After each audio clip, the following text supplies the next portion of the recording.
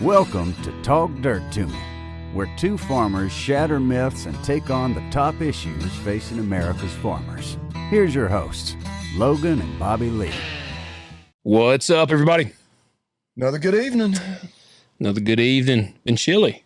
Yeah, it's unpleasant out there right now.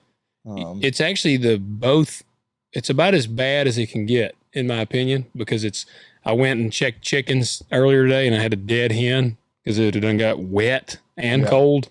Well, because for our outside audience, not in our area, we're recording on Thursday night, it like rained and sleeted and half-ass tried to snow all afternoon. And I always say worst weather possible for cattle is 35 and raining. Yep. And it was like, what, 34, 32? I was going to say almost that, It was cold enough that it was kind of trying to come down as snow and sleet, but then it was a wintry mix, I guess, what the meteorologists like to say. But because if it's 25 and snowing, I mean, it's and a lot of times our snow is a wet, heavy snow, but still, like, they don't get just soaked to the bone.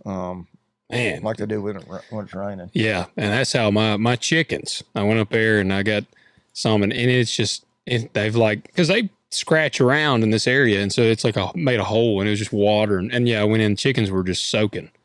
I'm like, gosh dang it! Like they were in the coop at this point, but they were still wet and just they're like hunched up. So I mean, I'll be shocked if I don't have another chicken or two die. And they're so damn dumb because they can get out of the weather, right? Yeah. Oh yeah. Well, there is so these are really dumb because there's an open part and then you can go up into the coop and then they're concealed up into the coop. And there was like 6 still out in the run and they're just huddled together. And I'm like, you are some dumbass chickens. And see, I only have 7, and I let them, like in the mornings, we let them out. And I mean, they can they can go to California if they wanted to. Like they're totally free range. But then at night they all go back in there and we shut them up so varmints don't get them. But actually tonight, whenever I went down there, I just shut the door. I didn't even look. They were all back in there. There's some chicken like banging on the door. For the love of God, let me in. It was way past dark. So in the past, we've had some that'll roost like randomly in another place in the barn, but it was pretty miserable. And I was feeding other animals. Now, you used to, and a lot of times I'll like actually open a big door and count and be like, okay, everybody got in here. But I'm also like, well, if one of them's not in there, what am I going to do? Am I going to chase it down? Am I going to spend all night looking for it outside? Because a lot of them will roost somewhere else in the barn and they're fine. Yeah. But anyway. Well, we got about 70. And now my big coop, I've actually got one of those electric doors that when the sun goes down about 45 minutes after I got it programmed, it shuts automatically. Yeah. And even with that, I've got like 5 chickens. There's like 30 or 40 in the big coop. And there's always about 5 that they want to roost out on our dam. We got a big watering bucket that's got like the nipples around the edge at the bottom, and they roost on top of it. And I'm like, get it. And they're under a roof, but it's like open. It's got mesh like around it, but so the wind is still getting them. I'm like, man, you idiots. Well, mine, they would just roost random spots like around the barn. Yeah. And I'm like, all right, something's going to get you one night. And we'll go down there and we'll, for a while, we'll pull them off wherever they've roosted and throw them in the little house. But that gets to be a pain in the ass. Yeah. And they never learn. I had, I got 2 guineas and I was in Stockdale's when I was buying the chicks, and I was like, they had some guineas. And I was like, yeah, give me 2 guineas. I don't know what I'm going to do with them, but I said, give me 2 guineas. And they stay in there with the chickens. And it was funny. We had a bunch of roosters, and they're hurting our egg laying.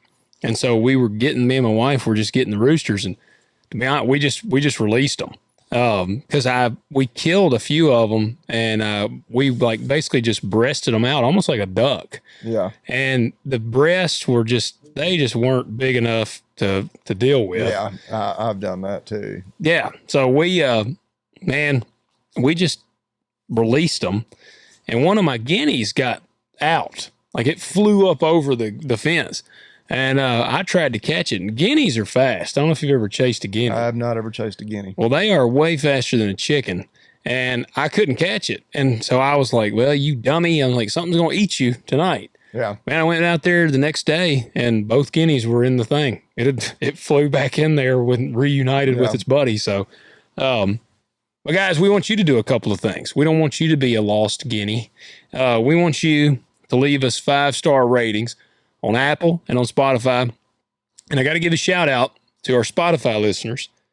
We were sitting at 4.9 out of 5.0 on the rating for a while.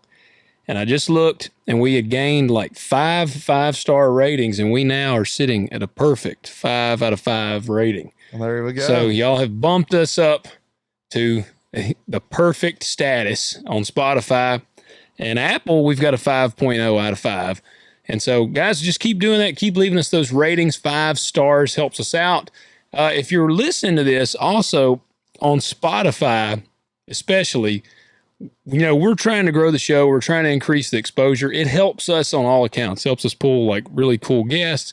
It just helps us in general. We're getting ready.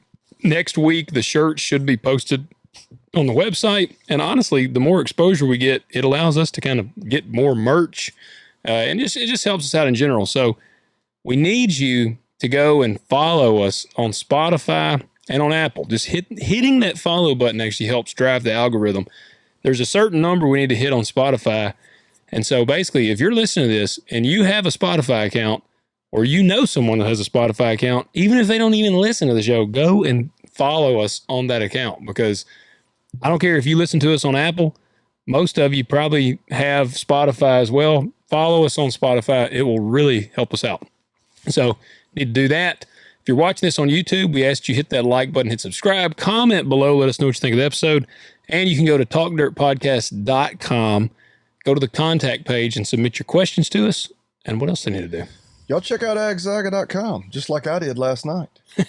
We, it's holiday season. We're getting ready for Christmas. Actually, I placed an order. It was probably 9:00 last night. Shipped today. They got killer shipping. I didn't pay anything for that shipping either. Yeah. Why not? And I got $20 off my order because I used that code TalkDirt20. That's right. $20 off that $50 minimum order and free shipping. But my daughter had mentioned, because she's 11, really closer to 12 now, and it's just like, does she want toys? Does she? Because I know she said she wants makeup. We're getting into all that. Yeah. But she was like, I do want another Breyer horse. Well, I was like, well, hell yeah, I know where I'm buying it. Yeah. And so I went on there and I was like asking. I was looking at him. I was like showing my wife. There was actually one just like her actual pony, a POA pony of the Americas. And I was like, she doesn't have this one, does she? She's like, no, I don't think she does. So ordered that, and then I needed some more ear tags for my calves. Yeah. So I ordered some more of them. That put me just over that $50 threshold. That got me my $20 off. Yeah, basically made the tags free. Yeah. Because I was like, I'm not totally out of tags, but when I add them to my shopping cart and I get $20 off, I get them free. You can't beat that deal. They shipped them literally. I ordered them way after business hours. They shipped them first thing the next day. I'll have them probably while we're sitting here recording. They shipped them on Thursday. I'll probably have them by tomorrow. Saturday. Yeah, I was gonna say maybe tomorrow or Saturday. Yeah. But, did you? Have y'all been doing the advent calendar? We have. Yeah, we have too. My kids have been having fun getting all the little animals. You alternating every other day. They get to open them. Yep. Yeah. And we're like, you just got to share. You're going to share the toy. Well, and we started because my son's birthday will be tomorrow or on Friday when this comes out. And so I was like, all right, your birthday's on the 5th. You do all the odd days. My daughter's doing all the even days. I wonder, was it a goat this morning? Yeah, I think it was. Okay. I wasn't sure if every one of them was identical in terms of. I think it was a goat. Day. So yeah. They're, Mike said, they're going to, by the end of Christmas, they'll have compiled quite a farm. They'll have the whole barnyard. Yeah. Yep. Yeah. So they were pumped with it. But yeah, so if you're probably maybe a little late to get in on that. You can still order an advent calendar. You'd have it, they may just have to open the first week or so of them. And I don't think most kids probably wouldn't mind that. Oh, not at all. But yeah, all the other good stuff, all the trucks, every type of farm toy you can imagine for the kids. Yeah. And then all the other practical stuff, the farm supplies that you may need too. So. Yep. Check them out. Guys, you don't watch Bobby Lee. If you notice, Bobby Lee's looking. He's like giving live watching of the NFR because we were actually hoping to be at the NFR this year, and we've come to the realization that we are going to have to do a little more traveling because the show we've gained enough of a name in the ag sector in the media world that people want us to be at events. And so we were supposed to go to NFR and we just couldn't quite make the stars align.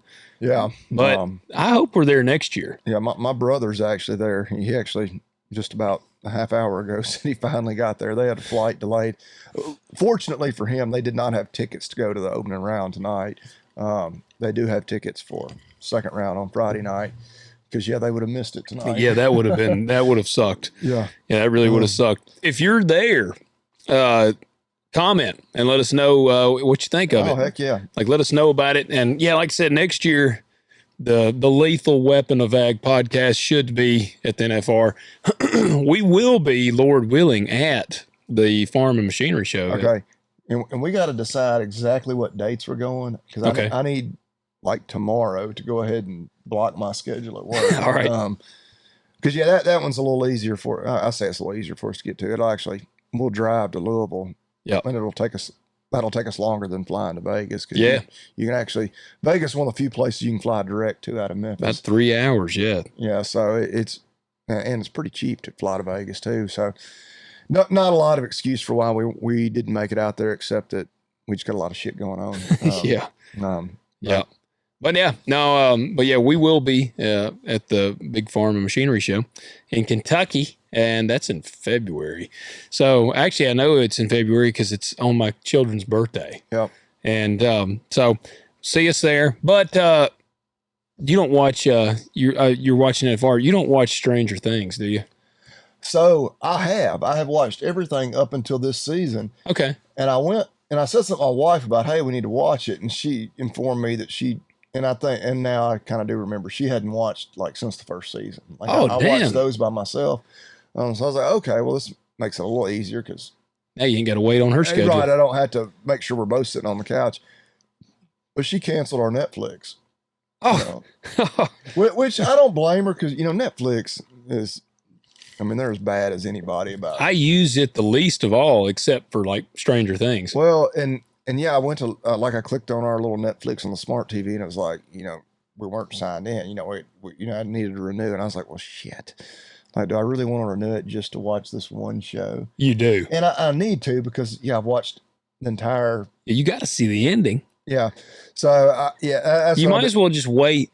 Well, what you ought to do is wait because it's going to be in 3 parts. Well, that's what I was thinking too. I was like, and this is the perfect time of year for me because I spend more time indoors watching TV just because it's dark all the time anyway.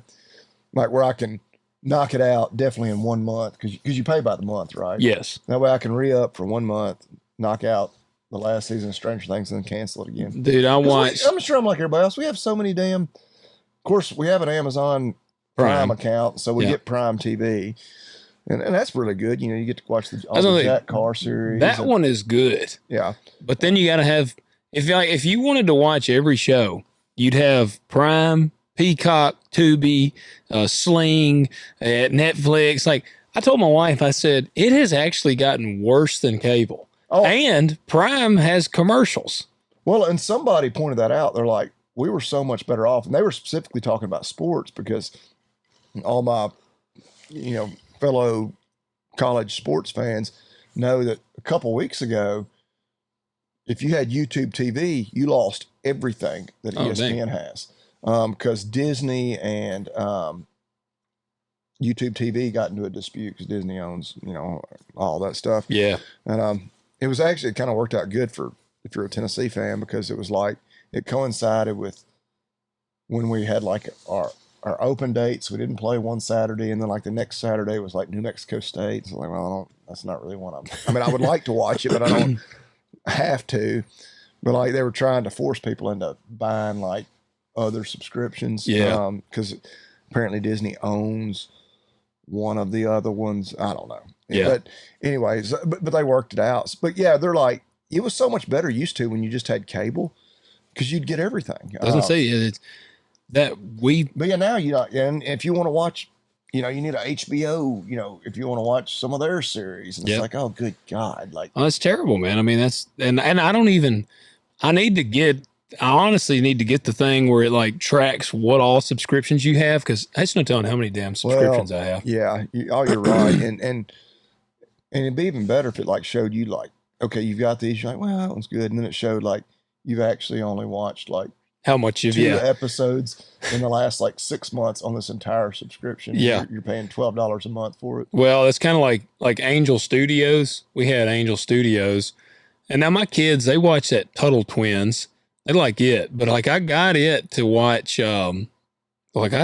Homestead. Yeah. And then, it was like kind of a scam because it was like, you're going to watch a series. I'm like, well, shit, I was just watching a movie.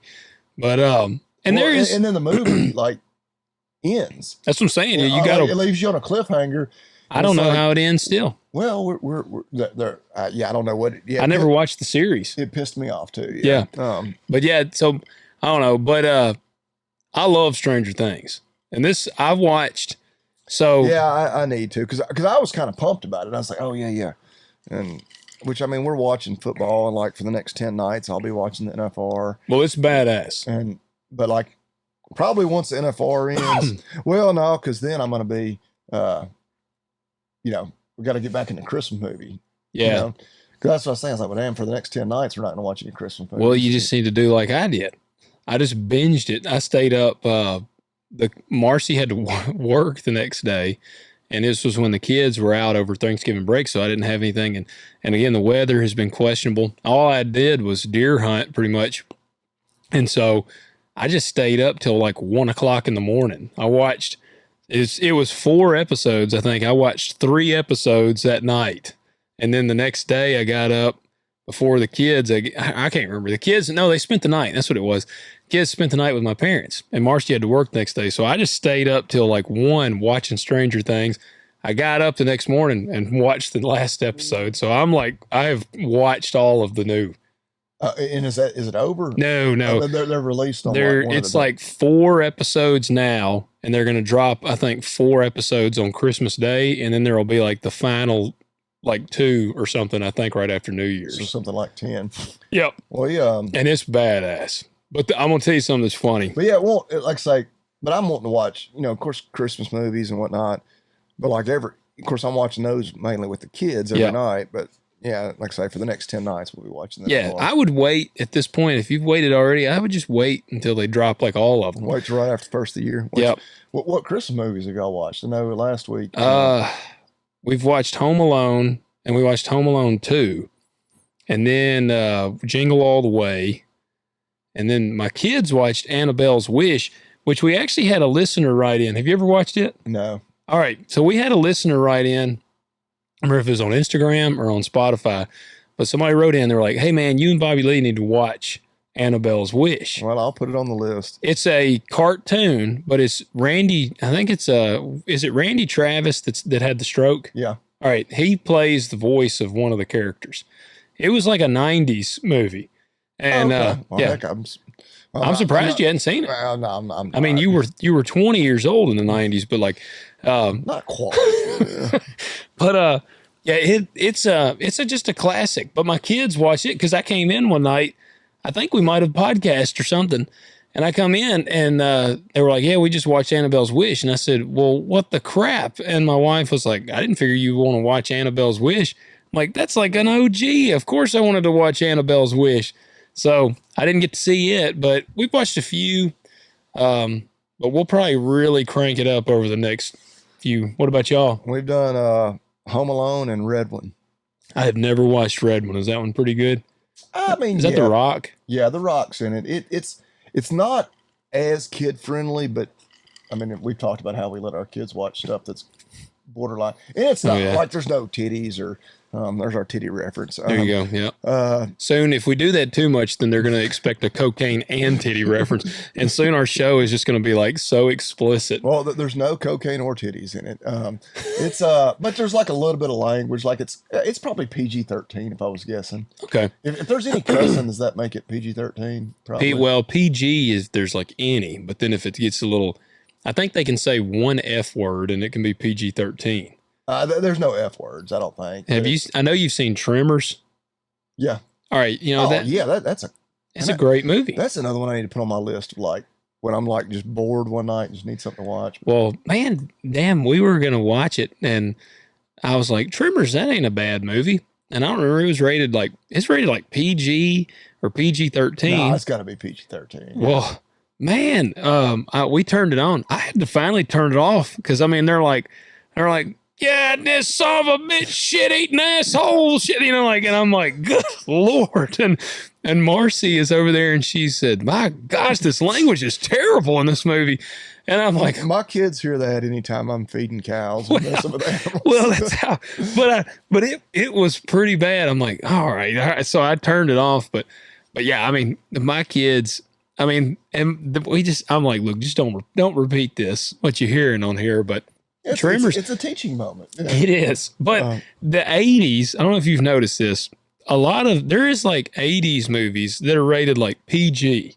And then you'll watch it and it'll be like just a huge set of titties. Like it'll just be like Airplane. Have you ever seen Airplane? But not like bare titties. Bare ass titties. It'll be full frontal nudity of the titties. And it's PG? And it'll be like PG. I don't believe that. Airplane.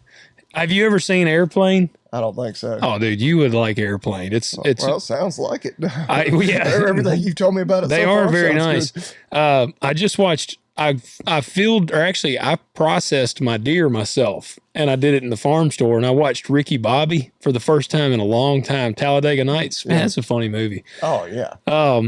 Airplane. Let me see what this movie's rated. No, PG. And there is full ass naked titties in this movie. The language, like, let's see here. See, PG and sex and nudity, moderate. Young woman is shown in bed with a horse.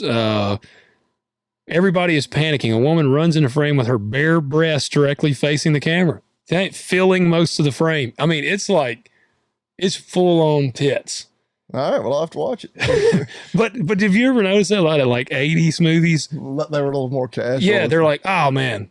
It's kind of like let the boy watch. Like it's what it makes me think of. Well, that probably is a good example of whoever the rating company, that they were probably definitely doing some cocaine. They probably were doing it was the 80s while they were sitting there like, oh yeah, just it's titties, but they're only for like 3.5 seconds. Yeah, they're good. They're good. Rest of the movie's really wholesome. PG. You need to watch Airplane. You would enjoy that one. But no, I don't know. If we got any listeners that are Stranger Things fans, I'm a big Stranger Things fan. I'm not going to spoil anything, but I do got to tell you something. And I'm sure you've caught on. If you're caught up.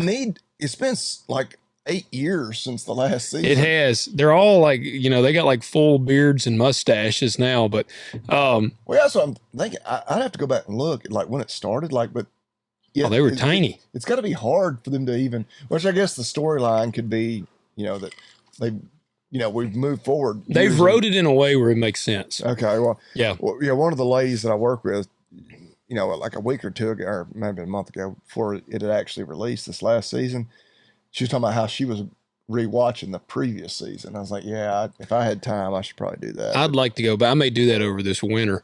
But yeah, it's Will, spoiler alert to our fans. This is not a spoiler, but if you've never watched it at all, this I guess kind of is. But Will, that dude's going to be gay. Like they're hell bent on making him gay. Well, that would fit with the Netflix, and kind of why my wife canceled it to begin with. Well, I told some people I was laughing. Which, I mean, I could see that. Like he's kind of a pansy. Yeah. But in this season, it's really funny, and they have been getting roasted on Instagram over this. Now the season's been awesome, and but he's like how old are they now? They're probably like 15 in this. Supposed to be probably 15 in this season. Well, shit. Yeah, it seemed like they were like 11 or something or 10 in the first one. Yeah, but it seemed like they were like 15 in the last one, and the hell that was like years ago. Well, they're still in that kind of range. They might be 16, 17. They're like all like married adults now in like real life. 11 is married. But this hold on. So are they Muslims? Why? Because they're so young? That was a child bride joke. Oh, gotcha. That completely Dan missed. is not going to like that No, joke. Dan will like That's that. right. He hates the Muslims. Well, Yeah, that's right. He's Dan, you're the anti-Semite. Dan is Islamophobic. well, I mean, we're kind of pigeonholing him, but We're messing with you, Dan. But and maybe, I don't know. You might be. Hey, whatever. But where was I going with that? What was it? Oh, so this season is pretty funny in the sense that Will is like struggling with his sexual identity. And he's never come out. Oh my God, this is Netflix, totally Netflixing. Well, what's even greater about it is people are like, these creatures. I'm going to use this in a way that people that have never watched it can understand. Like, there's literally like creatures from another dimension. It's not necessarily the genre that I would really be into. Like total sci-fi. It's very sci-fi. But it's just it's the 80s nostalgia, like retro vibes. What's the name of the brothers that write it? The Duffer Brothers, and they're awesome. Yeah, they're awesome. But but you think Netflix execs went to them and were like, no, I think it's them. This shit hadn't been nearly gay enough. I think it's them because I've watched interviews and they're like, oh yeah, they kind of almost had this plan from the get go. Well, I mean, I could see that. Like, I mean, Will was kind of trending that. Like, okay, this dude. Might be might have a little sugar in his tank. Well, what's funny though is he'll be like, and he's never said like I'm gay on there, but he'll be like, do you guys, do you ever feel different? Like I almost have these kind of conversations. Meanwhile, people are like getting their faces ripped off by like these like demonic creatures from the nether realm. You were just like possessed by some. Yeah, and he's worried. Worldly thing. He's worried about kissing a dude, but he like literally people are like getting slaughtered. Like it's like a slaughterhouse, and all of his friends are trying. Like they'll be like, Lucas, we need you to go over here, and you got to get on this truck, and we're gonna try to drag the Demogorgons away. Don, we need you to do this, and Will's like, do you guys ever feel different? Like like it's like the whole Larry the Cable Guy thing is like. Should we rub our wieners together? Yes, that is it, and it's just hilarious because. I just feel like if creatures from another realm were like coming up out of the ground, I don't even think I would be trying to have sex with my wife. I'm pretty sure I would have other things on my mind. It's the whole like, you see the movies where it's like, well, if this is our last night on Earth. Well, that's true. I don't want to die a virgin, kind of thing. And so maybe that's what it is. And if he's attracted to the same sex, like, well. Like I've got to come out here pretty quick if I'm going to not die a virgin. But I don't know why he keeps because he knows the person that he seems to be interested in is not interested back. Well, I mean that's like a classic love story, and I mean usually heterosexual nature where the guy's in love with the girl that is not available. Yeah, that's true. That's true. Yeah. Well, there you go, guys. Y'all need to watch Stranger Things. I know I just made it sound horrendously gay, but it's actually a pretty awesome show. And it's not like if it was like, hey, be open-minded. Well, and I'm gonna tell you this: if it was like dude on dude kissing, I wouldn't be watching it. I have quit. Bobby Lee's a big fan of Ozark. I loved Ozark. Logan, you made it to the first whenever gay scene. And yep, I was like, nope, I'm out of this one. That ended Game of Thrones for you too. It did. Yeah. Couldn't handle the gayness. As many awesome set of titties as there were in that show, I just couldn't handle seeing any more wieners together in that one. I had to bail out of that one. All right, guys, we got some listener questions we're going to answer real quick. Got some topics. Jeff writes, and this is our local. This is a buddy around here. Jeff writes in. He said, wanted to see if Bobby Lee would send me his feed ration mixture for feeding out cows. Got a couple I'm fixing to fatten up and wanted to compare his mixture to what I have been doing. Yep. I'm texting that to Bobby Lee right now, Jeff. Yeah, I was talking actually with you and Brock yesterday kind of about my ration. I actually sent it to him too. To Brock? Yeah. I'll email that over to you. Yeah. Corn finishing ration, finishing them out on wholesale corn. I guess people ask for that ration all the time, but one thing that I get a little bit of pushback from, not pushback, but people more watch my YouTube. They're like, whoa.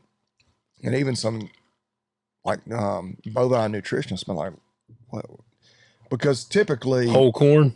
Yeah, and not so much the whole corn, but the fact that we don't give them any roughage after the first 2 weeks. And I was like, I started doing this because I found this plan. It wasn't because I had any, great knowledge that it would work. And it has worked for me.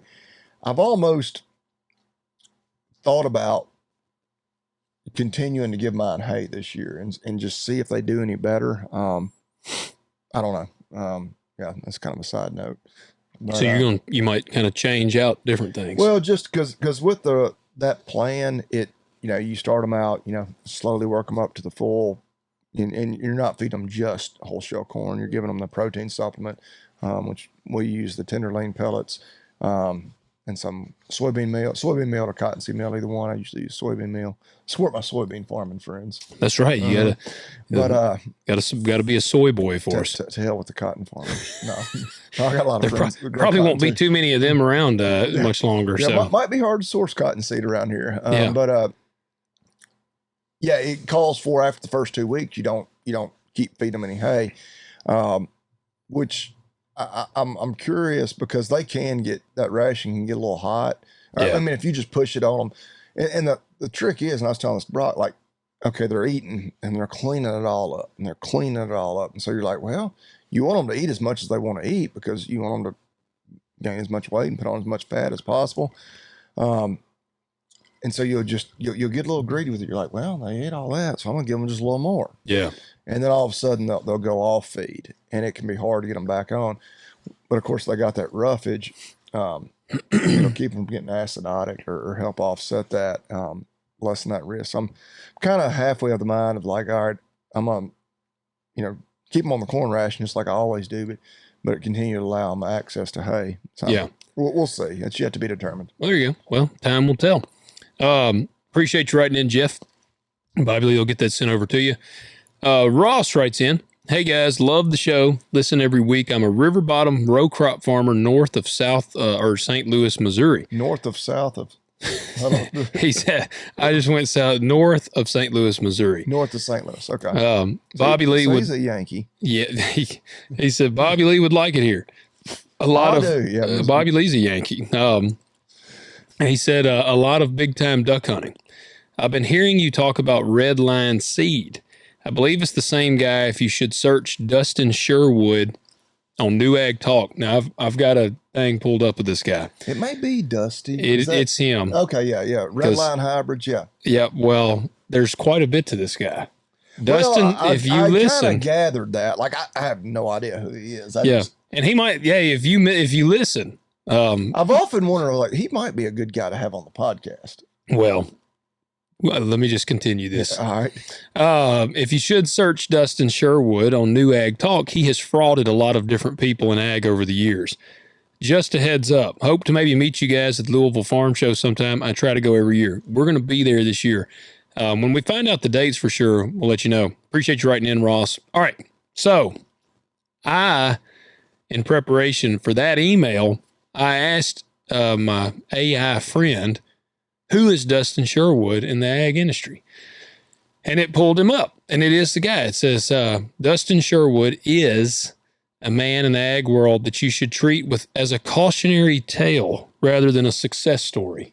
So this guy's got quite the history. Over the years, Sherwood has operated under multiple aliases, including MK Farms and Redline Hybrids. In the mid-2000s, he ran a fairly large farming operation. Said he managed roughly 5,000 acres of corn and beans and experimented with cost-reducing fertilizer methods. On paper, that might look like the makings of a self-made farmer, but, and this is a big but, and not the good kind, the reality is far uglier. So in 2009, under his real name, he was convicted for making false statements to obtain loans from a federal agriculture program. He lied about stored grain amounts to secure improper CCC-backed loans. He was sentenced to 9 months, ordered to pay hundreds of thousands in restitution, and forced to liquidate farm equipment and real estate holdings. So then, huge seed-selling legal case, which had major damages awarded against him. Under the alias Oklahoma Genetics, it says VMK. So I guess it was Oklahoma Genetics, or would that be him? Is he in Oklahoma? I have no idea. Okay, well, I didn't think so. I thought it was more like the northern plains, but I don't know. Like South Dakota, Nebraska, somewhere like that. But I don't have no idea. Gotcha. Well, it says under the alias Oklahoma Genetics Inc. v. MK Farm / Dustin. So is that like that may be a lawsuit from Oklahoma Genetics against him, I wonder. Either way, a federal court found that Sherwood had intentionally sold seed from a protected variety, which was Gallagher wheat, without authorization, violating the Plant Variety Protection Act. The ruling resulted in a $3.1 million judgment. At the time, it was the largest ever under that law.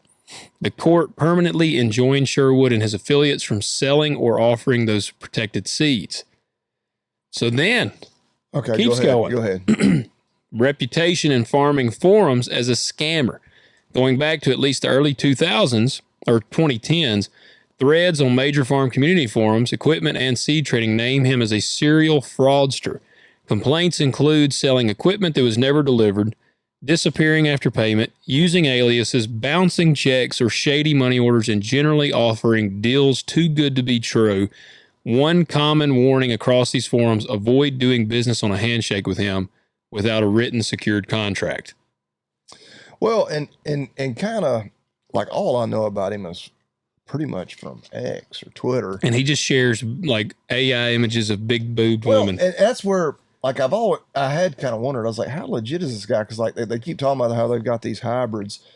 And there's never anything of very little of any substance. It's more just them joking about, here's our new seed salesman. And it's a, scantily clad young lady.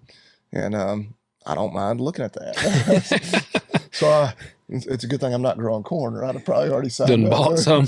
Well, that's what it says here. Is what? Oh, go ahead. But as hard as he rails, because a lot of what he puts out too, when it's not images of women, he really rails hard against the big seed companies. Yeah. And so I guess the fact that he's been tied up in some legal troubles potentially with them, going against him for him.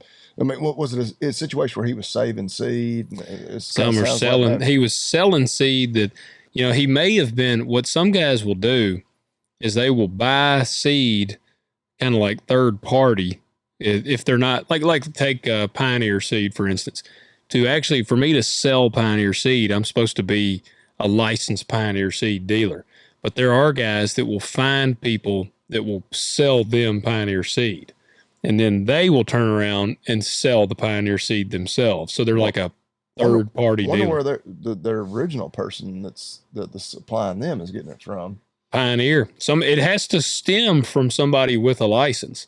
They've basically found somebody with. But I guess you're having to upcharge it each time. So how does that even work out? And you must buy.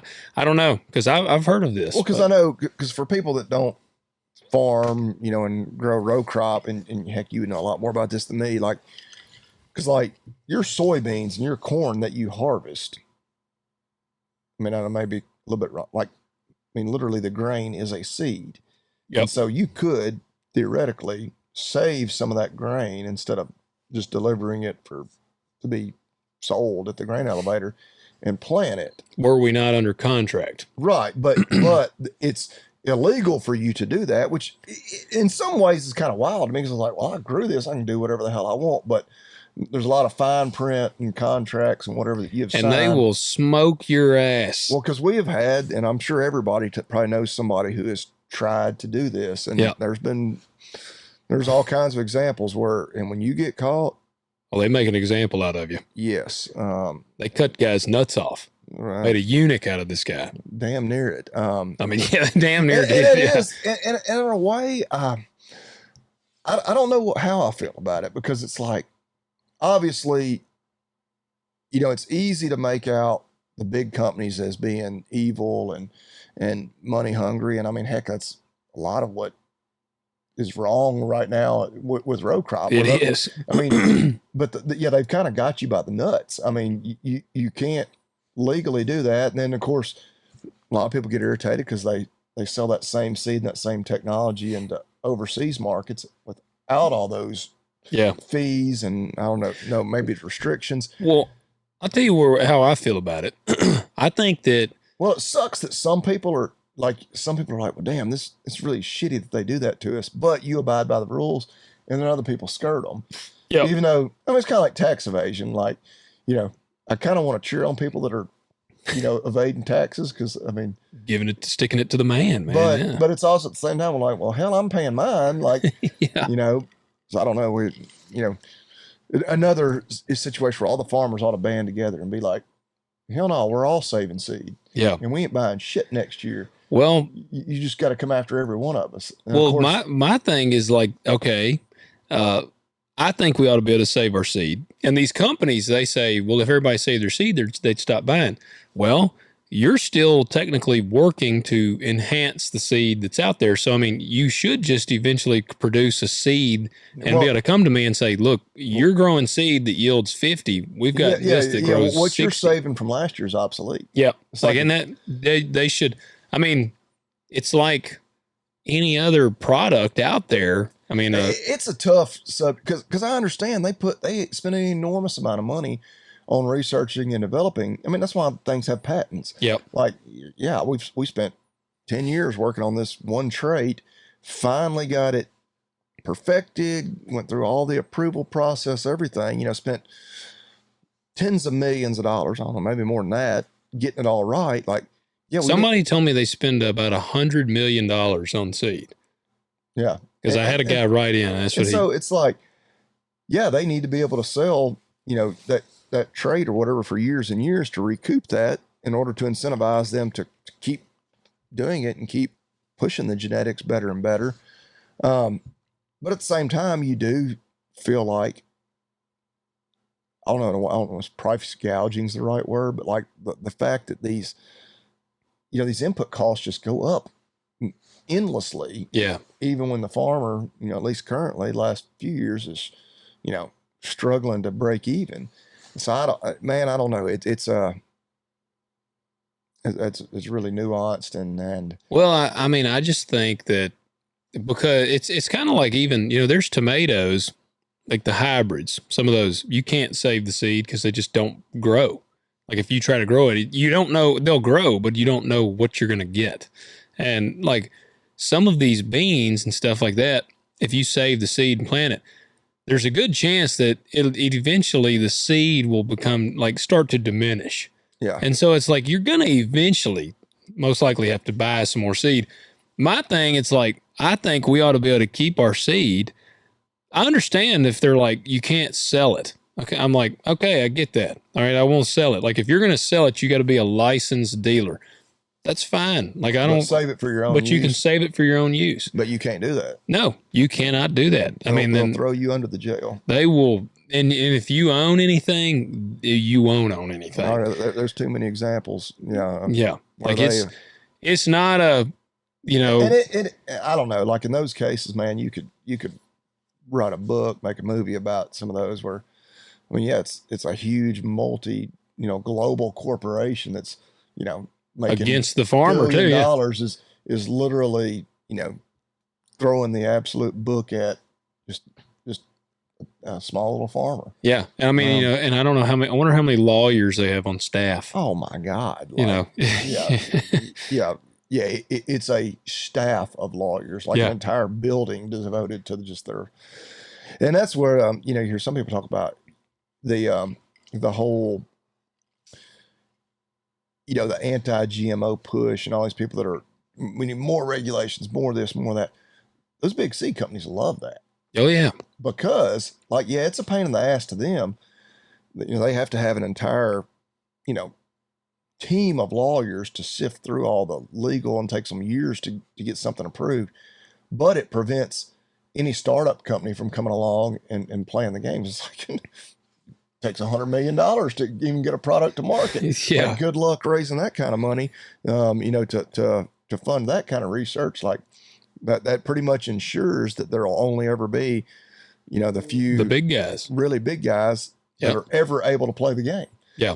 So they're like, by all you activists doing this, you're just making the people that like the Monsantos, which doesn't even exist anymore, but you know, the Bayers and whatnot of the world, you're just making them even stronger. You are, yeah. By doing that. It does, yeah. Because it makes it impossible for a new guy to get in. Because yeah, if you like yeah, and I always think about this like with cancer, but like if somehow tonight you went to bed and God spoke to you tonight and gave you the perfect, you know, plan to develop a seed trait, it wouldn't matter. You Yeah. couldn't do it. No.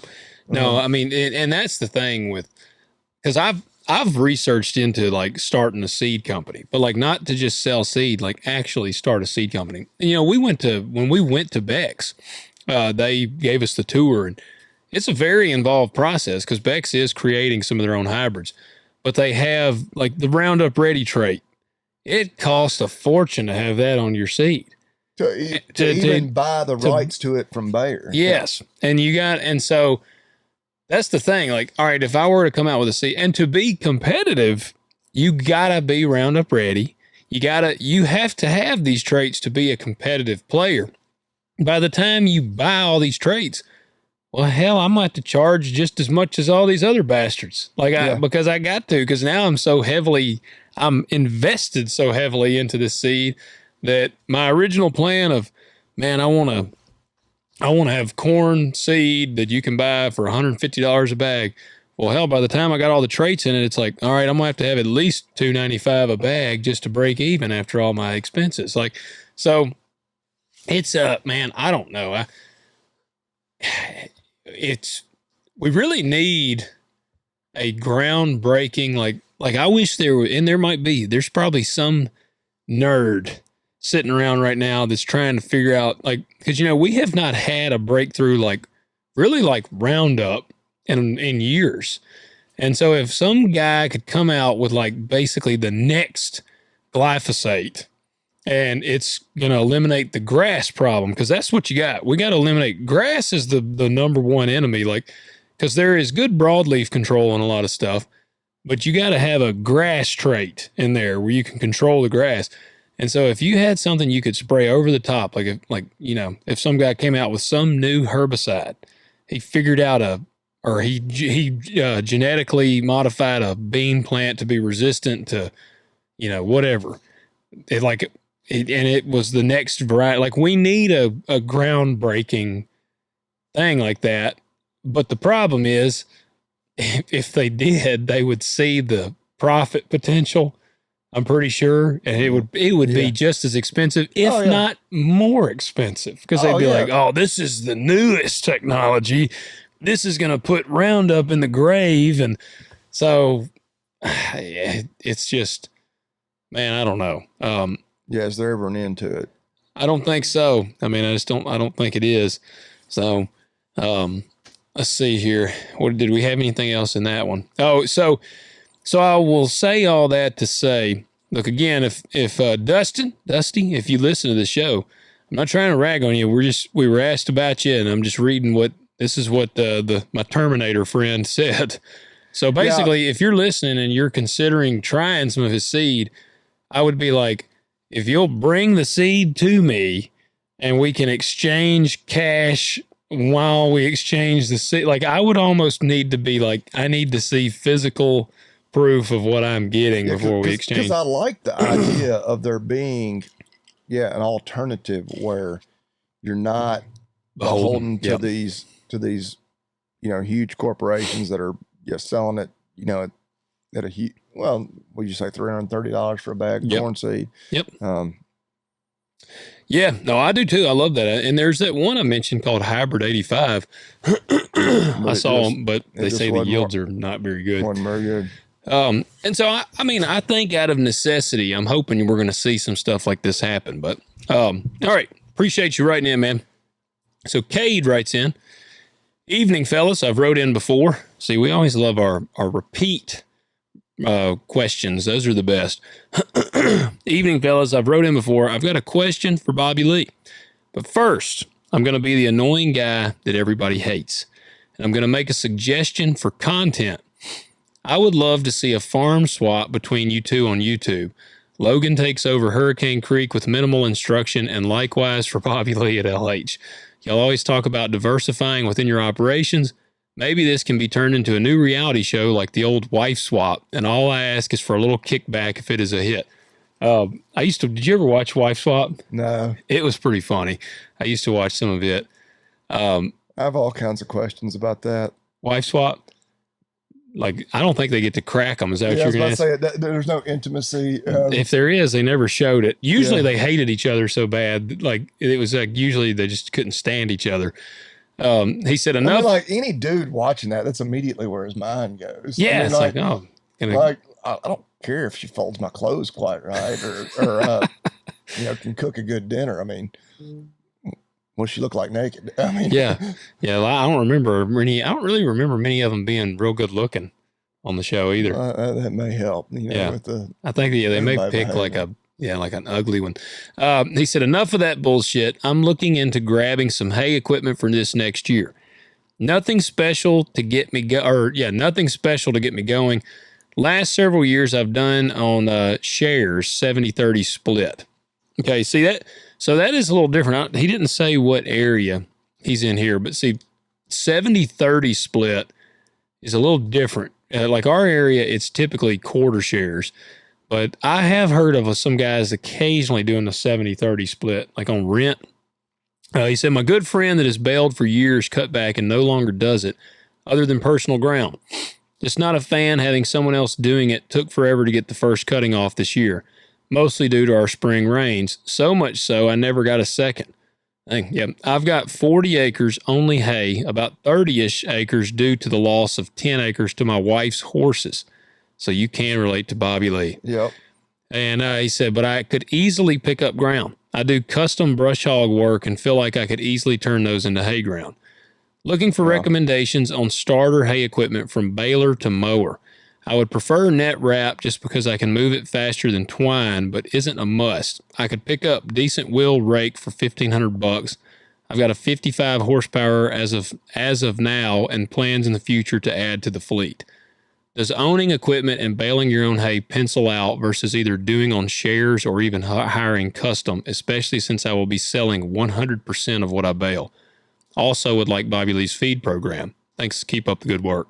Oh man. So right now he's got a tractor and we'd say a rake. Said he could pick up a decent wheel rake for $1,500. Okay, He said, I've got a 55 horsepower tractor, I guess, as of now. So that tractor would definitely be big enough to rake with. Would it run a round baler? Man, I don't think so.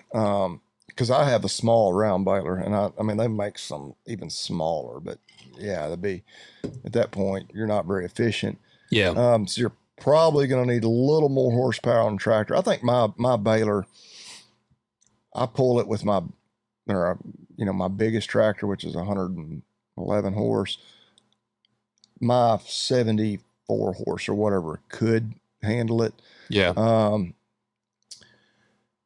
So probably going to need another tractor, just a little more horsepower. Depending on your mower, you could try to think. Yeah, if you had just a smaller disc mower, you could probably run it on that tractor. Yeah, you definitely could. Yeah. So, and that's always the big debate. Like I think if I really put the pencil to it, it would make more sense to buy all your hay. Yeah, but he's selling it though. Yeah, he said he's going to sell 100% of it. Man, it depends on your market, what kind of hay. Because like I'm just round rolling, and almost all that I'm round rolling is I've got, and I picked up some good Bermuda grass this past year, but a lot of it's just grass. I mean, and now the good part about that is I'm not paying very much rent for a lot of that ground. Yeah. A lot of it's just ground that would be, well, like he mentioned, some of that ground he's just bush hogging. I'm cutting it to keep people from having to mow it, and so some of it, they literally are like, hey, yeah, if you'll just keep it, cut it 2 or 3 times a year, you can have the hay. You're doing us a favor. Some others I pay by the bale. Some other farms I just pay a flat rent rate. Oh man, and you can get there's a lot of factors. Is a twine baler good enough? Are your customers going to be happy with that, or they're going to really want it to be net wrapped? Because you can buy some net wrap balers for, I don't know, $10,000-$12,000, and that may not be just slap wore out, but yeah, good Lord, a good new one would be totally cost prohibitive. Like you'd have to be, covering hundreds. I mean, you just can't make it pay for itself. And yeah, I know, which I enjoy doing it. It's kind of, if I'm going to have cows, but and one too, just from a time standpoint, I didn't have to pay for all my hay equipment and spend all that time, and I was just like, screw it, I'm just going to buy. I'm going to spend $10,000 a year buying my hay. That'd probably make more sense than me having all my equipment notes and spending all that time. And at the same time, if you got like a premium market product, you're round rolling, but it's horse quality hay, and you're getting, you're selling it for $100 a roll, maybe more. Yeah, you might make that make sense, but say he's got 30 acres for sure right now. Yep. If you get rid of them horses, you can add another 10. Because and again, I don't know where he's located. He said you sound like us this past year where it was so wet for that first cutting. We were the same way. I was a month later. Last year, I was completely on my first cutting by the end of May. This year, it was damn near the end of June. I had one farm, our buddy Tim, former guest of the show, he got 30 good acres. And I told him, I was like, man, just bush hog it. I'll try to cut it for the second cutting, but it's going to be so late me getting to you. It's going to be way too big and mature, and by the time I get to you, we'll have already regrown back to where it'll be good. And I only cut his place once this year. So yeah, I would, and that's a good price on a rake. And you can buy a disc mower but again, a lot of that depends on, if it's just grass hay like I'm doing, disc mower is all you need. If you're going to be doing, certainly kind of alfalfa, clover, Sudex, anything that really needs to be run through a mower conditioner. Okay, now you're spending a little more money. Yeah. I think you're already going to need a little bigger tractor for your baler anyway. So if you need a bigger mower, I mean, you're in the same situation I am. We're doing it all with one tractor is tough, especially if you're raking. A lot of unhooking and hooking up. Yeah, well, especially because when we rake, you typically are right behind the rake with the baler. Now I know some folks that, they'll rake it and then let it lay for another day, to turn it over depending on what type of hay it is. Sometimes the weather ain't on your side doing that. Oh, yeah. There's so much, because there's so many different types of hay. But yeah, I would really think about whether or not it could be profitable. Now, if you're like me, you're doing it. If you're rich. Like Bobby Lee. No, you're doing it as a side hustle and you enjoy doing it. I mean, again, you go fishing and break even. Well, no, you probably can't. Fishing is expensive. But, if you're doing it all just to break even, you think about, how much do you really enjoy it kind of thing. And at some point it's going to become work and it's going to become a pain in the ass. And I'm going to tell you, if I was rich, let's say, which breaking even sounds good to you right now. Breaking even sounds so damn good. Yeah, I would do anything to break even right now. And yeah, if I was rich, I've thought about this. I would still farm. I would still row crop farm. But instead of row crop farming, over 1,000 acres, I would probably row crop farm about 200 acres. Just enough to scratch that itch. And if I were rich, I'd probably just buy like a 200-acre block. Just enough where you could take like a selfie on the combine. Take a selfie on the combine. And I've told my wife this. I was like, if we won the lottery, I said I would buy like a killer block of ground. I might would still farm. If we won the lottery and I'm just filthy rich, I might farm 1,000 acres, but I would want 1,000 acres in like one block of ground. And I told her, I said, even if I was farming 1,000 acres, I would have like an X9 combine, and I would have a 8R 400 tractor. Like I said, I'd have just the stupidest equipment. Money wouldn't even matter. It wouldn't matter. And she was like, that is so dumb. When I was telling her, I'm like, well, no, it's not. I'm like, if I'm super rich and I'm not worried about it, then I'm going to enjoy every aspect of it. I don't care about I ain't going to be messing with this tractor because I'm going to have a brand new ass tractor. Yeah. And so I might would buy that AF11. I might try that red combine. It's supposed to be like the baddest combine. Hell, if I had 1,000 acres in block, I'd have a 50-foot header. Like I'd be like, shit. But I say all that. If I were rich, I would cut back, and I would just farm for enjoyment. Well, and I've had that thought too. I'm like, man, if I hit that, $500 million lottery, yeah, I'd want it all in one block. Yeah, I have a bunch of cows, but then I'd also be like, I really like to duck hunt. Yeah, and I love Tennessee football. Hell, I'd be gone all the time doing shit like that. Yeah. And so I'd have me, I'd hire one of my buddies that, it'd be like, and you could pay them really good too. Yeah, Like, hey man, I'll pay you a good salary. You just run this thing. But eventually that would devolve into, it's like, okay, I'm like just showing up just once a month just to scratch that itch. Yeah. Well, hey. And then after a couple of years, I'll be like, okay, yeah, I'm just going to do a lot of hunting and just get out of this. Yeah. Flying on a private plane to every sporting event that I want to watch. So, yeah. Well, before we wrap up on Cade's write-in here, it got my wheels turning because I read this the other day and him talking about the swapping. And so I'm curious. So I asked this question and I gave no bias. I asked ChatGPT and Grok. So I got both of them, and actually both of them agreed. And I never shared my opinion. So I'm curious your opinion on this. All right. And because the swapping thing got me thinking, okay, strictly, let's say total beginner. Like this is a guy that he doesn't know, like he's just a dude. He works in town up here, and he has been thrust into, he's got one of two options. He has to manage 100 head of cattle, and they're going to be yearlings. He's starting with yearlings. Just grazing. Some yearling steers. And he's going to sell them at the end of the year. Okay. He's got to manage that, or he's got to manage a 500-acre row crop operation of, corn or soybeans or whatever. Which one do you think would be the easier entrance? What could a rookie, and I'm not saying that they would do a great job. He's already got like the farm set up. Yeah, we'll even say like the 100 head of cattle are there and the land and like it's already like it's fenced and set up. And on the row crop side, the 500 acres is there.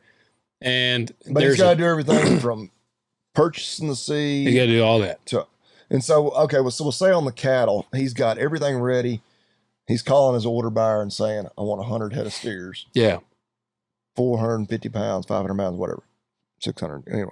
Yeah. But you got to get them in.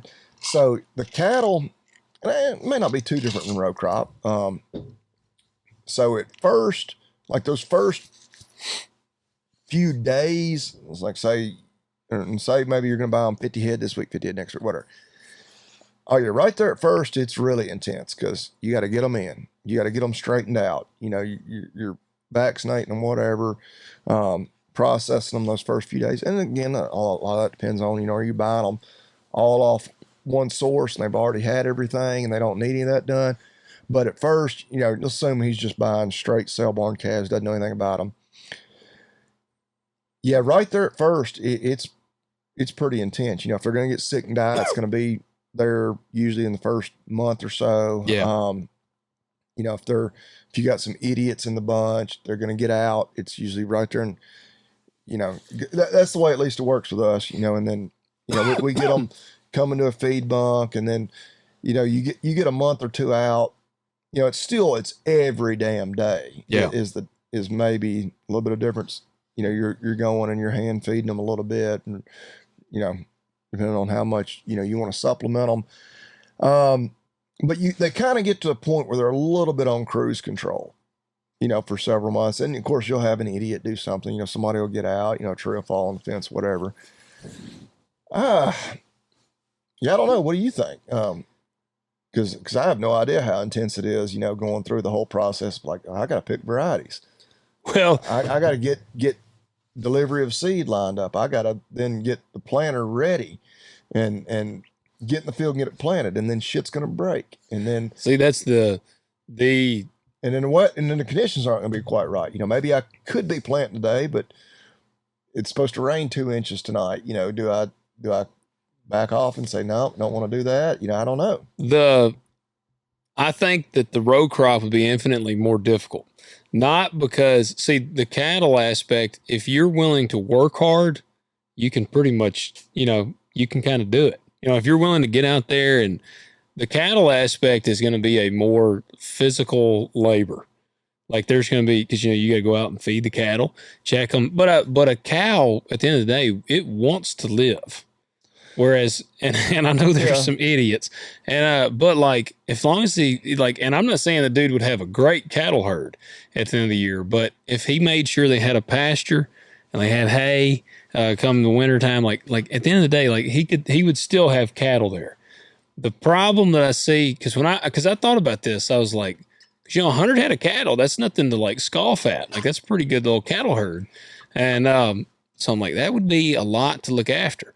He'd have to fix fences because inevitably, like I say, there's going to be a tree fall. He'd have to fix fences. It would be much more laborious. And whereas on the row crop side, I think the technicality is what's going to get them. Like, because you got to know the seed variety. Yeah, you screw up one little thing. And that's the thing. Like, you can lose, like, he would probably have a couple cows die. And that would be a loss of some money. Oh, if you got 100 head and you lose 2, that's acceptable. Yeah. Yeah, we always say 2 to 3% death losses, expected. Like that is going to happen. And see, so if he has that, but you got that budgeted in. But like on a 500 acre row crop operation, if he's like, all right, somebody said that I could use sharpen behind the planter. Well, and if he puts an ounce of sharpen behind the planter, you're good. If you put 2 ounces of sharpen behind the planter, you just killed everything that you planted. Like it won't come up. And so he could go, and that was what, like I asked Grok and ChatGPT, and both of them unanimously said row crop would be infinitely, because of the technicalities, because of the varieties. And so he's not allowed to like hire out custom spraying. No, he's got to do it. Just like he would have to, he's got to put the hay out and do all that. Like he's got to do that for the cattle. So no, he's got to do it all. So like, he'd have to know, all right, well, what population? On seed population and things. So the technicalities and the complexity, and it was ChatGPT and Grok both said the big thing is the chance to ruin everything is much higher in row crop. Yeah. Whereas like, there's not a lot you're going to do that's going to like kill every one of your cows. Well, and I hesitate to even say this, and I won't say it, but I'll say it this way. If I were to say that I've never had just a total train wreck where, because you hear about guys where they get in a group of cattle. Now, I'm not saying this never happened to me, but if I did say that had never happened to me, it would be a true statement.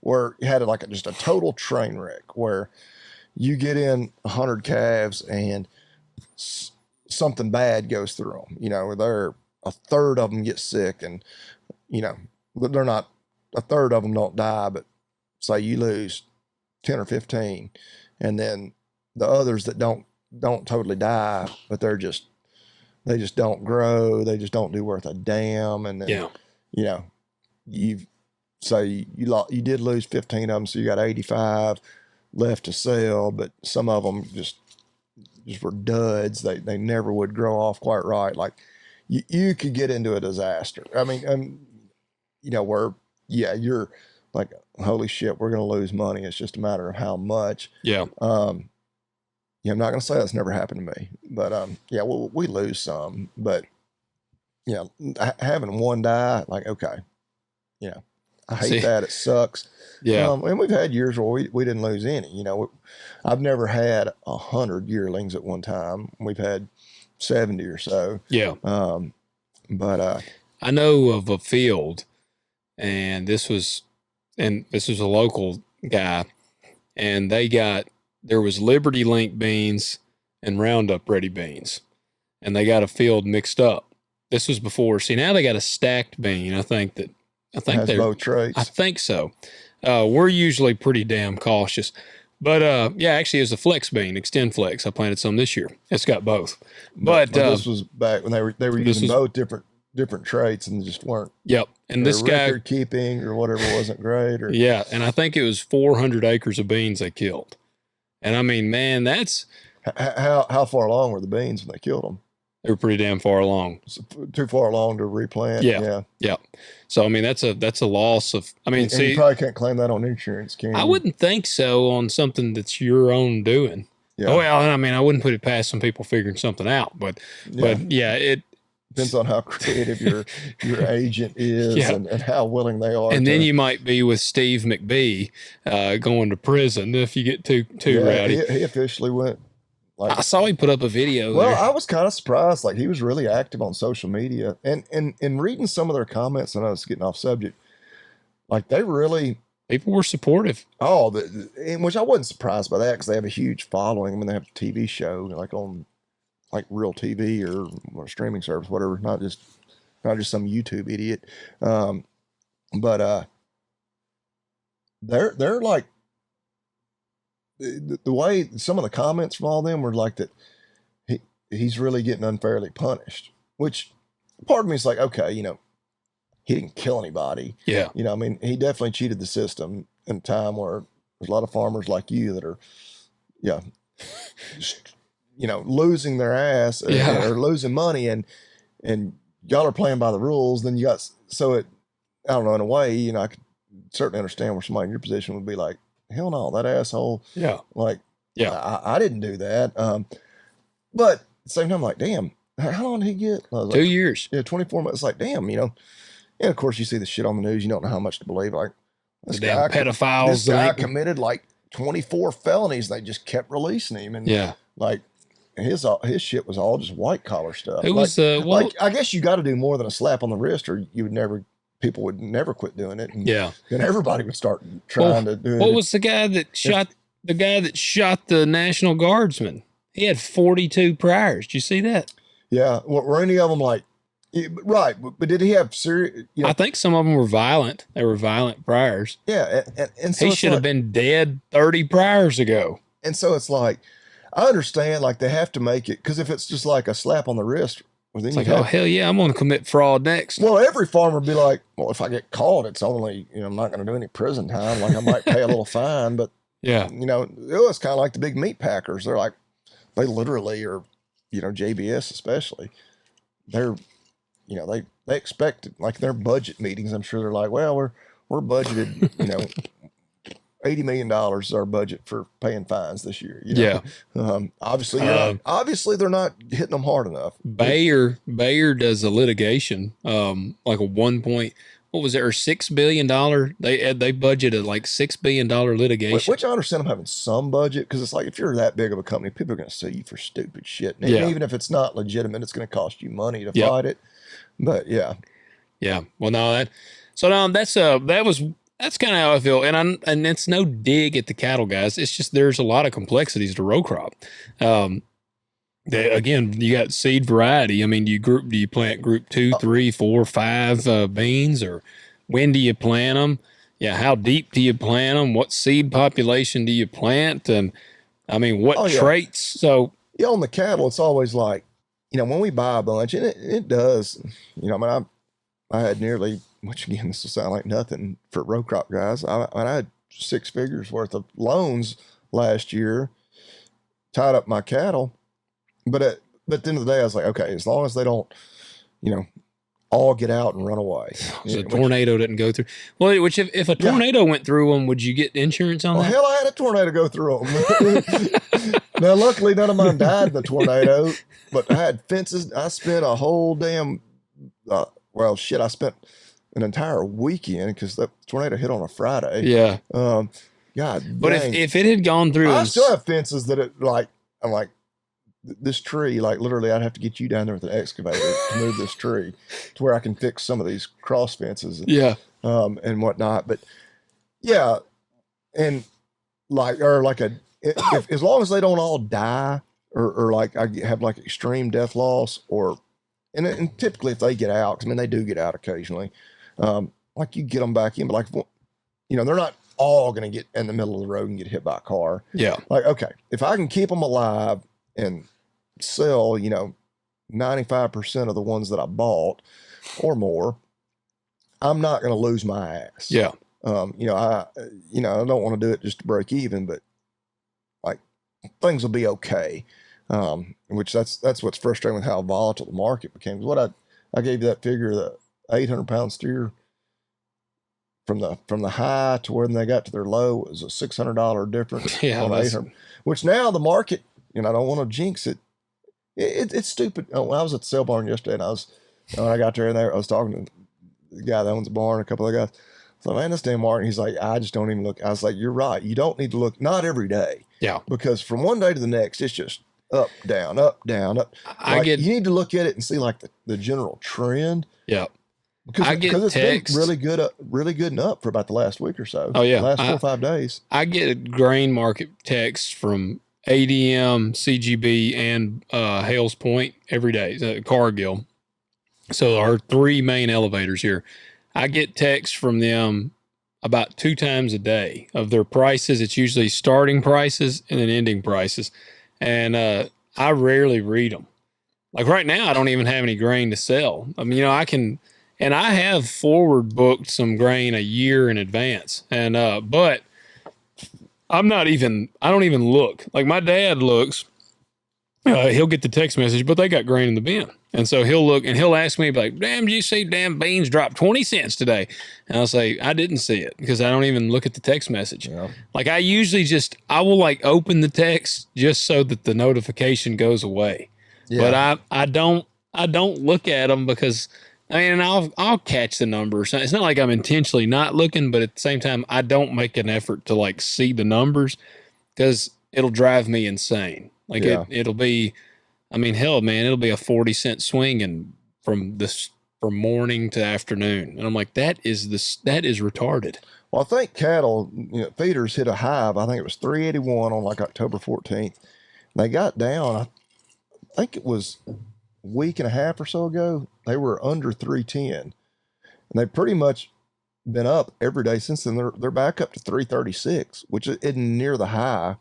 But that's more like, okay, we knew they were too high. Yeah. I'd always said, if they would settle around 350, and hell, they've gone up damn near 30 cents, a pound just in the last week. Yeah. They're just up a little every day. It was like, okay, let's find a flat, find that where they should be, and just kind of like a little bit of variation. A 10-cent swing, or like that's what I've said. I'm like, let's. Like row crop, but I remember it whenever I was in it, or like the first couple of years. What changes that much from one day to the next? Like the fund, especially this time of year, in which I know it's a world market, and I guess I don't know what's going on in the southern hemisphere right now. They're nearing the end of spring, about to go into summer, so I guess they're planting or whatever. I don't know. But like in the cattle, like the fundamentals aren't changing drastically from one day to the next. Like the same number of cattle. Like, there's stupid stuff about the news about, screwworm here, screwworm there, border's going to open, it's not going to open, plant closes down in Lexington, Nebraska, whatever. Okay. We had the exact same number of cattle, from one day to the next, the number of cattle we have available for slaughter, the demand, none of that's changing dramatically. Like the fundamentals are all there. Yeah, it shouldn't be swinging like that. Swinging as wildly as it does. Yeah.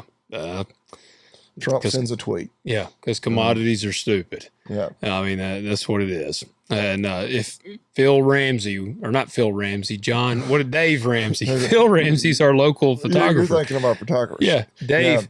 Yeah. I've finished my bourbon. Phil will owe us a small, That's right, for giving him that advertisement. We'll reach out to him tomorrow. He did my senior photos when I graduated high school. I think he does everybody's. Right. Yes.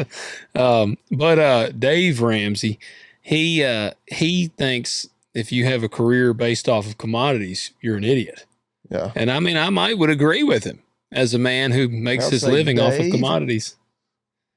How do you like your steak?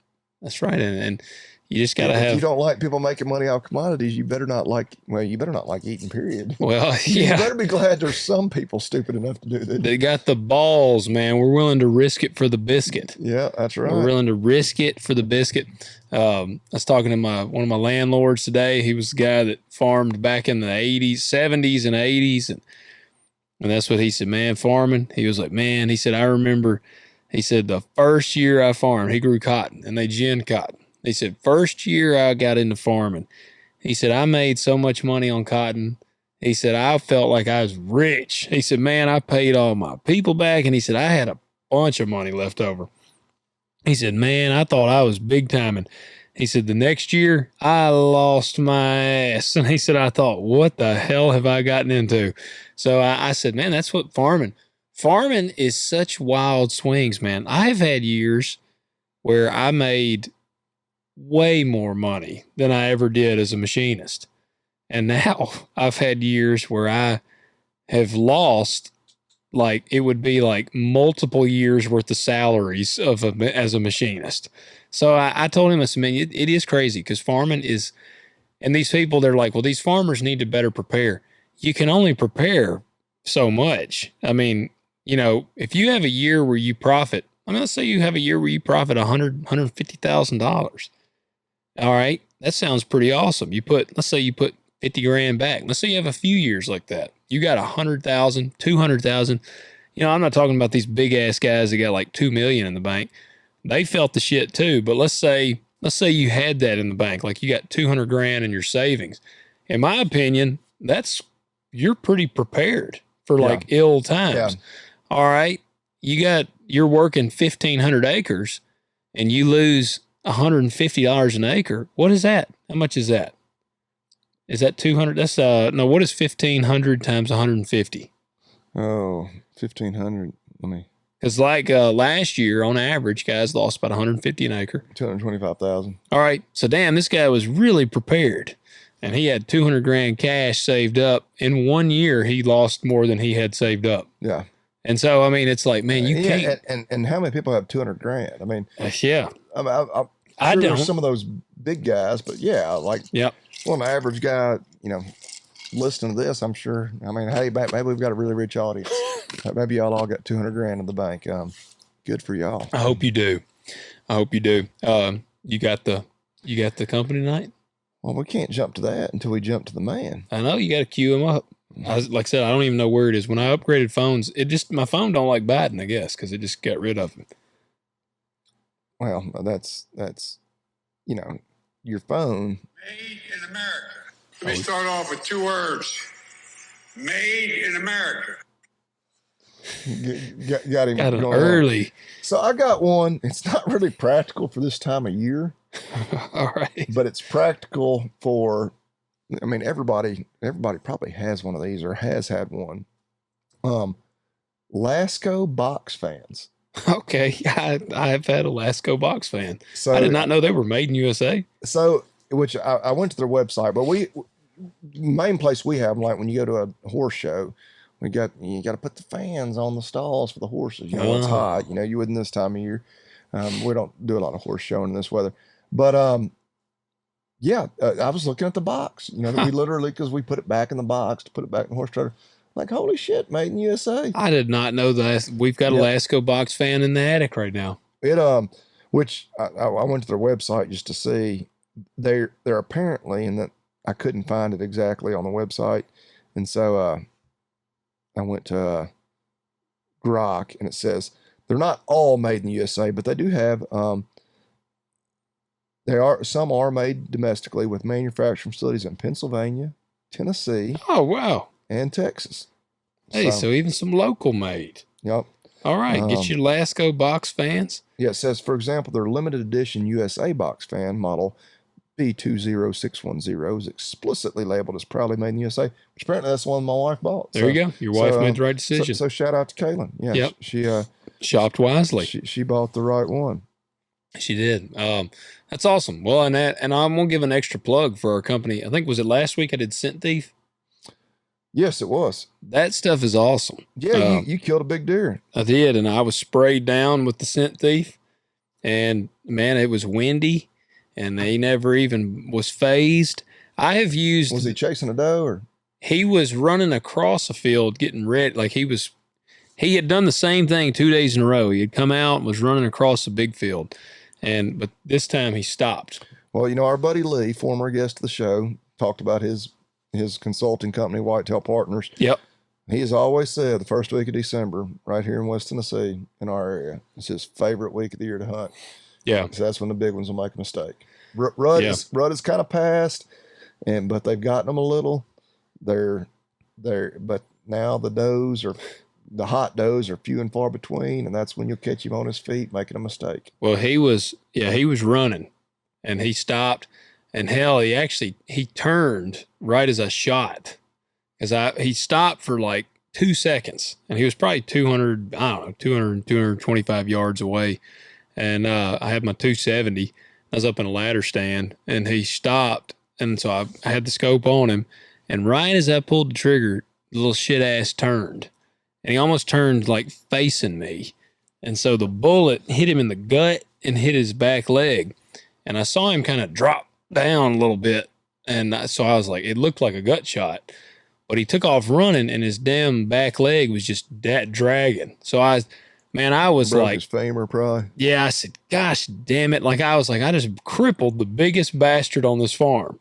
And so I'm thinking I didn't hit him in the gut. I just broke his damn leg. So I'm thinking I just have literally crippled. You hope you hit that femoral. Yeah. And so, hell, I took 2 running shots at him while he was running because I'm like, I got to hit him again. Like I have to mortally wound this deer because I can't cripple the biggest bastard out here. And I missed him because, hell, I mean, he was probably 300, 400 yards running, and I ain't no damn American sniper. And so I had to go back up to my house and get some more bullets. And I get them and I ride out there with the side-by-side. And as soon as I go into the woods where he went in, it was really dark blood. So I was like, all right, because I've always heard dark blood is more like an organ or like internal versus like, you know, I have wounded a deer with my bow and I hit a deer in the brisket and it was really bright red and I never found that deer and he quit bleeding. But this deer, man, I went into the woods and I just trailed his blood. I went in about 40 yards and then there's a big creek in the woods and the blood actually quit, but it was a bunch of blood and it was real dark and then it kind of quit and I couldn't find any more. And so I was like, hell, I know a lot of times a dying deer likes to go by water. And so, I just walked over and I looked over in the creek and he was laying there looking at me. He wasn't getting up. He was looking at me. And so I shot him again and killed him. But and when I field dressed him, I had gut shot him. So he was going to lay there and die. But I'm really glad I had to come back and get bullets because I think if I had gone straight in, I would have probably pushed him because, you know, a deer, shit, they'll go a long ways even messed up. Was that leg broken? Yes.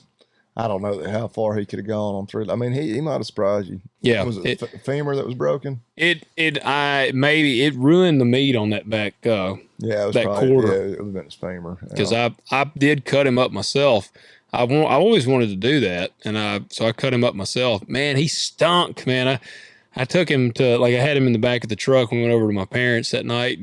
My dad came out there and he was like, man, he says, that's the stinkingest deer I've ever smelled. He was rutting big time. Yeah. But, man, he shocked the shit out of me. He was really heavy. He was had really good mass.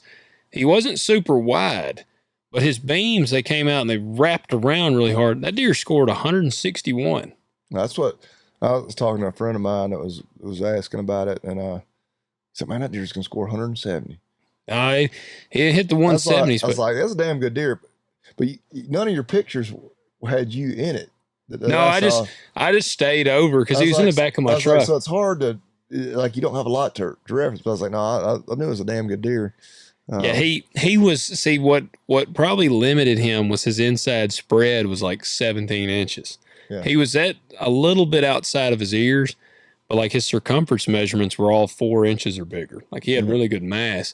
But what made him was the antlers came up and went around and they almost, they literally wrapped back around. One of his main beams was 25 inches. Yeah. And man, that adds a lot of inches, which his brow tines he had tall brow tines. I feel like he's probably a 4.5-year-old deer, but He hit it. I was thinking maybe 150. And then I scored him twice because I was like, man, first time I got 162 and some change. I was like, man, ain't no way a deer score 160. So I scored him very conservatively the next night, and I got 161 and some change. Yeah. So, but I caped him out. I was like, yeah, I'm gonna do it. I did all that, and then right as I was getting done, I poked a damn hole, which I think my taxidermist Yeah, they can just sew it up. Yeah. But I did poke a damn hole in it when I was doing that. I'm sure he'll give me some shit over that. But scent thief, I am a believer in it. Yeah. We had a deer, me and Levi were hunting, and we've been using it.